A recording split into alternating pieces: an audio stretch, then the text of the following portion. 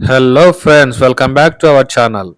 Time pass కాకపోతే అలా అలా వాకింగ్ చేస్తున్నప్పుడు ఈవినింగ్ టైంలో తమిళనాడు డ్రైవర్స్ అయితే పరిచయం అయ్యారు. వాళ్ళైతే ఇక్కడే ఓపెన్ ప్లేస్ ఉన్నది, అక్కడైతే ఒక ట్రక్ ఉంది కదా, అక్కడ ఒక టేబుల్ ఉన్నది. ఆ టేబుల్ దగ్గర కూర్చొని చేస్తూ చిట్ చాట్ అయితే చేయొచ్చు. మన డ్రైవర్లందరూ కూడా అక్కడే మీట్ అవుతారని చెప్పారు. ఇది ఆ ఓపెన్ ప్లేస్. టైం పాసే కాకుండా ఇక్కడ కూర్చొని నేను ఒకటైతే అబ్జర్వ్ చేశాను. అదేంటో మీకు షేర్ చేస్తాను. ఇక్కడైతే ఎంత కొత్త బండ్లు గానీ, ఎంత కాస్ట్‌లీయెస్ట్ చూసారా? అక్కడ మెర్సిడెస్ బెంజ్ ఉంది, ఎంజీ ఉంది, జీఎంసీ ఉంది. సో, ఇవన్నీ గూడా కాస్ట్‌లియెస్ట్ కార్స్ అన్నమాట.